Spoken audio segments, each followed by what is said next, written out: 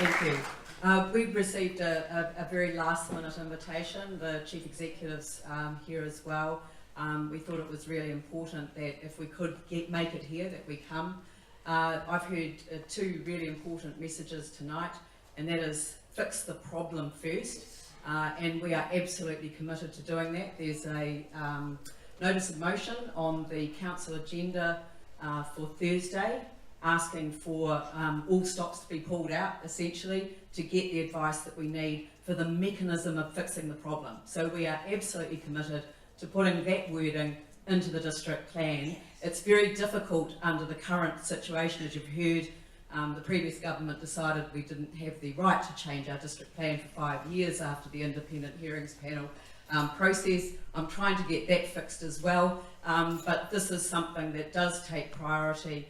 I've indicated to the Minister that Section 71, it sounds like a simple process.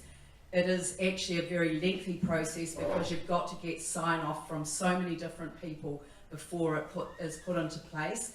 And so I've actually talked to her about whether there is something in the order in council that we could use to correct the plan.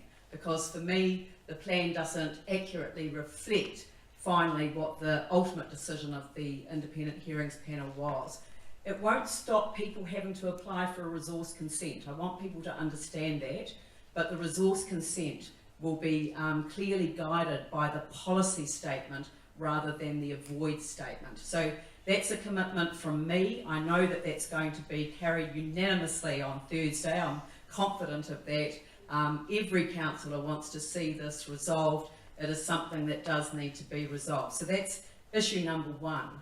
Issue number two relates to finding out how this happened. Well, I want to find out how this happened. I've actually done a lot of research myself. I wish that I'd seen the letter from the chair of the independent hearings panel. I found out about it when it went public. It helped me understand where to go looking for the sequence of events. So I've got a really good understanding of what happened, and I'm very confident that the plan wasn't tampered with, which was the allegation that was made publicly. But what I am clear about is what happened, and I know that because of the way that this has been raised, that people aren't going to have confidence in my reading of all of the material, and so I'm very keen to support the Chief Executive in seeking a fully independent inquiry as to how this happened. But the priority is to get it fixed first.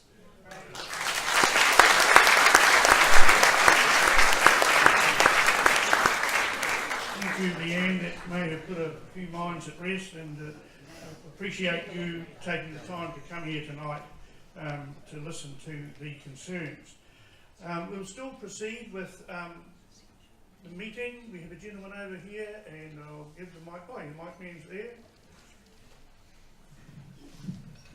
there. I just wanted to ask Lianne if she felt that the council could be a truly democratic process when there's so many secrets.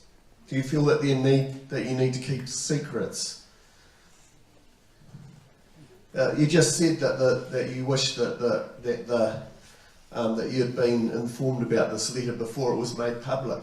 Do you have problems with things being made public in the council process? Because this is what we're finding, is that we as residents don't know what the hell's going on with the council. Yeah. So, That's all I want to say. No, absolutely fair enough. Because let me just say this: Darryl Latham wrote an excellent article for the Star back in July. I think it was the Bay Harbour News.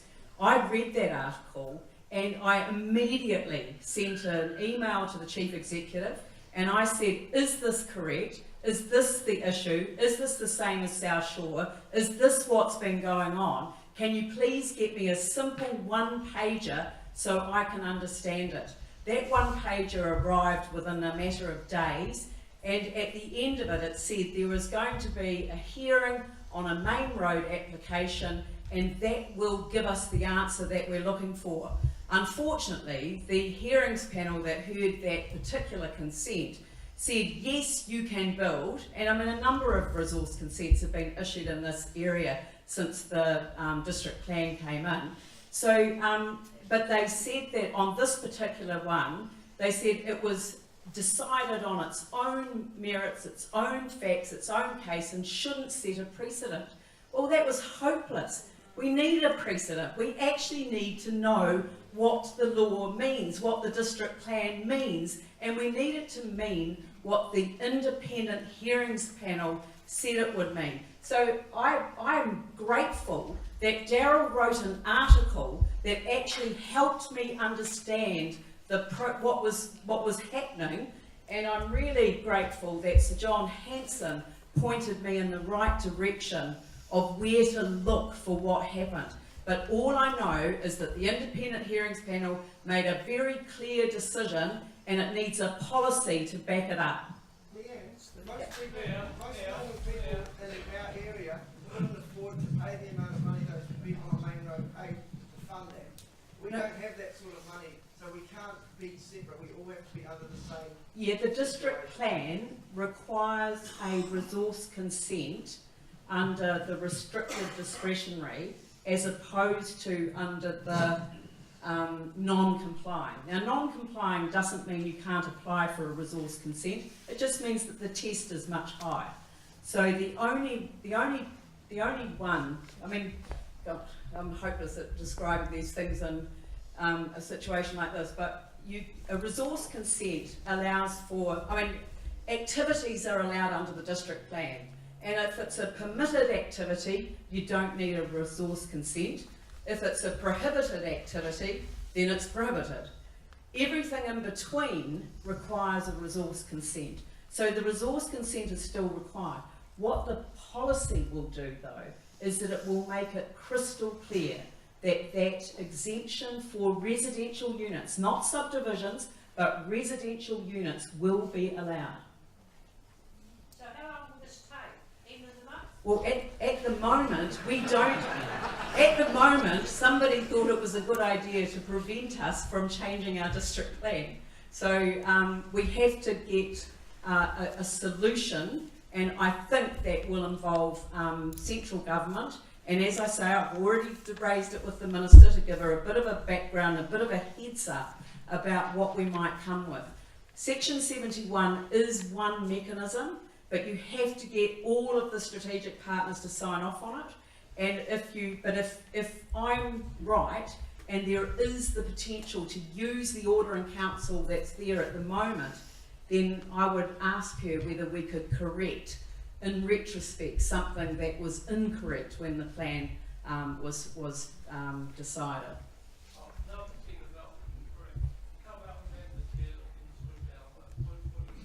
Look, I can't comment on that. No, I can't. Look, the chief executive has received a complaint, so I'll. So, in fairness to everybody involved, we can't talk about the process except with the members involved. And once we're clear about that with them, they can talk about that if they so wish.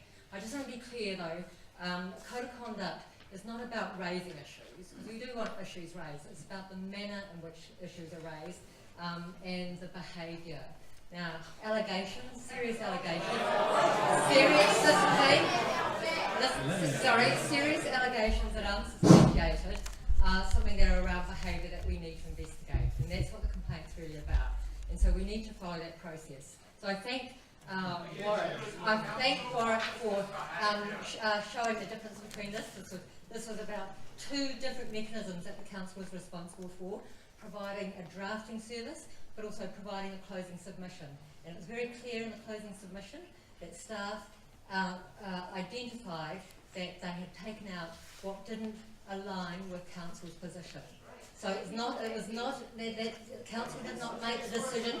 Council did not make the decision. The independent hearings panel makes the decision, and I'm satisfied that staff didn't tamper with that. I've had a law firm review the whole process and the evidence that was there. I'm very clear. No, I'm not. I'm just saying I've had a review. They've got proof And- it was tampered with. Well, we haven't seen that proof.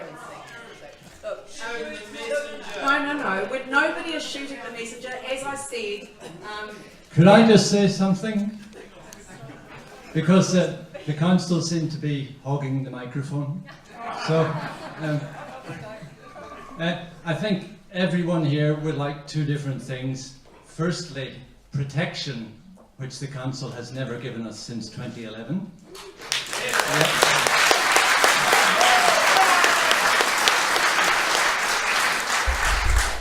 And secondly, something that everyone seems to be ignoring is insurability. We had a $10,000 increase in an insurance premium in Strown in the west of the city a couple of months ago. This is what is going to happen in South Brighton, South Shore, New Brighton, Redcliffs, Brooklands, etc., etc. This is beyond council's control. This is beyond our control, unless we get protection from the council. And to listen to the mayor, I'm afraid this is hypocrisy from the mayor and from the chief executive, because I am secretary of the South Brighton Residents Association. We have had numerous meetings with the mayor about the use of existing use rights. I came this afternoon from an 82-year-old lady whose house was built half a metre below what it should have been built at. The council's explanation 3 years ago was that this was an error in council flood planning. They promised to deal with each of the persons, each of the residents who were affected. They didn't. They first of all asked us not to go to the press to allow them to contact people. They didn't. 3 years later, this lady cannot sell her house, cannot move into sheltered accommodation, and has probably lost $100,000, $200,000 in the equity value of her property. This is what everybody here in the eastern suburbs is facing, and I put the responsibility directly at the door of the council.